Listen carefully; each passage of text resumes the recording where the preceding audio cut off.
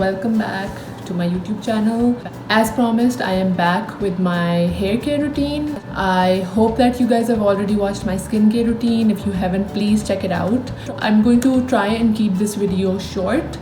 इसके अंदर मैं वो ट्यूटोरियल पूरा ऐड नहीं करूँगी क्योंकि हो नहीं सकता इसमें easily. But I will talk about all the products that I use for my hair care. Let's start off with the same thing जो जिस तरह मैंने स्किन केयर में बात की थी last time.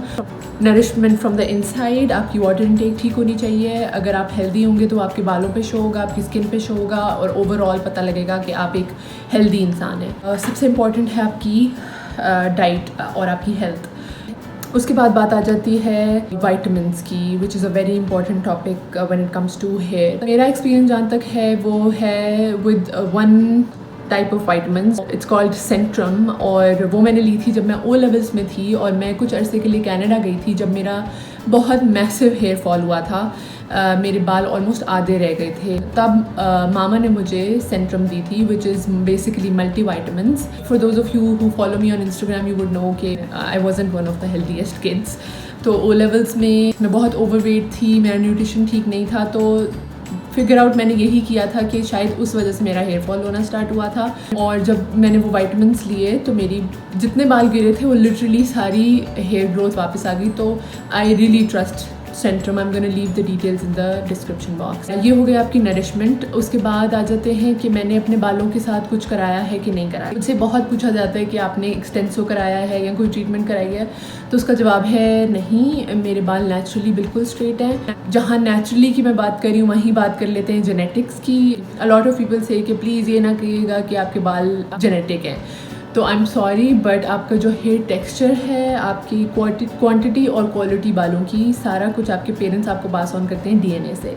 What you can do about your hair is कि जो आपके बाल जो अल्लाह ताला ने दे दिए उसका आप ख्याल करें, उनको ख़राब ना करें और उनको बेसिकली ग्रूम कर लें ताकि वो अच्छे लगें. मेरे बाल मोस्टली जेनेटिक हैं लेकिन मैं अपने बालों का ख्याल भी बहुत करती हूँ. इसी से हम इस बात पे आ जाते हैं कि मैं अपने बालों के लिए क्या कुछ करती हूँ. जैसे मैंने स्किन केयर में मेंशन किया था, मैं कुछ रूल्स फॉलो करती हूँ अपने बालों के लिए भी, जिसमें सबसे पहले है कि बालों को डाई बहुत ज़्यादा नहीं कराना. ये मैंने ओवर द ईयर्स मैंने ये सीखा.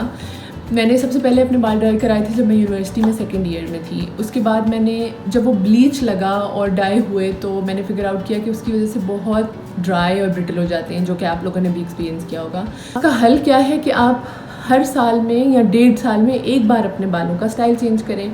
And that is exactly what I do. I change my hair colour after 1.5 years और 1 year. अगर आप उसको रिपीटेडली कभी ब्लॉन्ड, कभी रेड, कभी ब्राउन, कभी हाईलाइट्स, कभी बालियाज, कभी ओम्ब्रे, तो फिर you know your hair is going to get damage और it's not going to look good.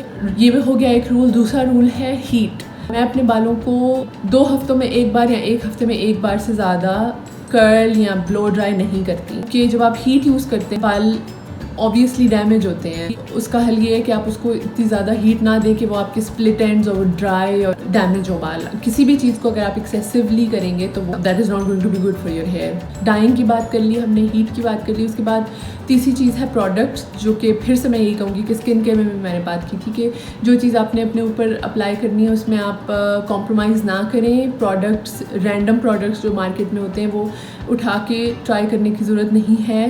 पहले कंपनी देखें कि वो अच्छा ब्रांड है कि नहीं और उसके बाद उसके रिव्यूज़ देखने के बाद वो चीज़ इस्तेमाल करें. ये हो गई सारी इंट्रोडक्शन टाइप बातें. अब आ जाते हैं कि मैं क्या यूज़ करती हूँ. मैं बहुत ज़्यादा चीज़ें अपने बालों के लिए नहीं यूज़ करती.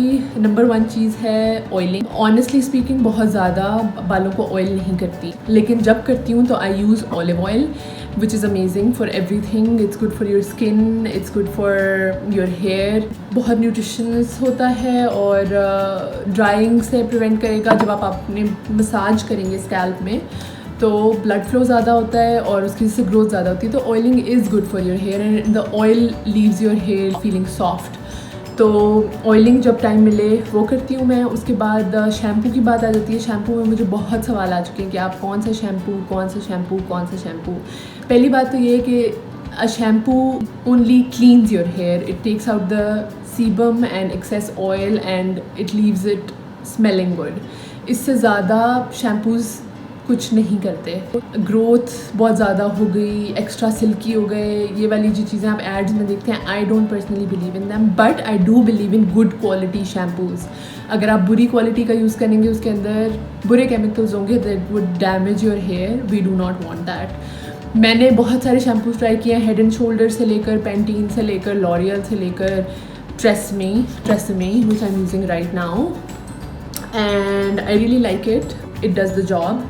और ये है टचेबल सॉफ्टनेस फॉर ड्राई और ब्रिटल हेयर। इसके अंदर बहुत सारी टाइप्स आती हैं, मैं ऑनेस्टली कोई भी पिक कर लेती हूँ जब भी जाती हूँ ग्रोसरी शॉपिंग के लिए। शैम्पू के बाद जैसे मैंने स्किन केयर में 2-3 चीज़ें बताई थी which were gold for me, for hair this is gold for me, specially since I started dyeing my hair. और ये है serie expert lipidium absolute repair hair mask, और ये लॉरियल प्रो का है। प्राइस डिपार्टमेंट में it's a little on the hefty side, but it last me for around 2 months, so it's totally worth it. अगर ये ना होता तो my hair wouldn't look the way it does अभी, क्योंकि ये बहुत ज़्यादा सॉफ्ट और सिल्की और बिल्कुल भी नॉट्स नहीं पड़ती once you are done showering. अच्छा, once you are done showering, पहले मैं यूज़ करती थी लॉरियल का मिथिक ऑयल आता था, उसके बाद Maryam introduced me to this Garnier Fructis Moroccan sleek argan oil, and it is really amazing. Clip कि इसको कैसे करते हैं apply. So you start off by taking the Moroccan Sleek Argan Oil. I just take 2 drops just like that, and then you massage it between your hands, and then you just go through your the lengths of your hair, avoid the scalp and just put it on the ends of your hair. It smells amazing.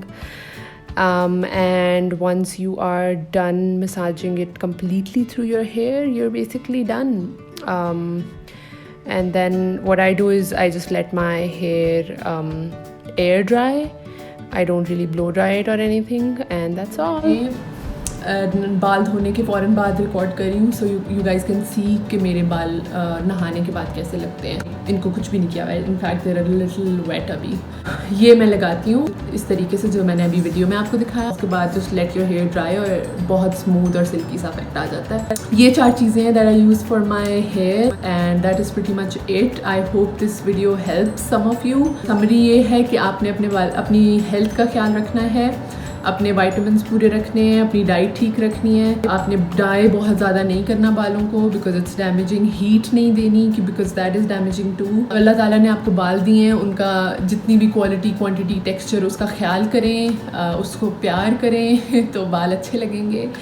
कोई if you guys have any more questions, please leave them down in the comment section, and I will try to reply to all of them. If you like this video, please like and subscribe and share. Don't forget to turn on the bell icon so you get notified every time I upload a video. Let me know what you guys want to see next, क्योंकि hair care, skin care वगैरह तो हो गया। That's it. I'll see you guys next time. Bye.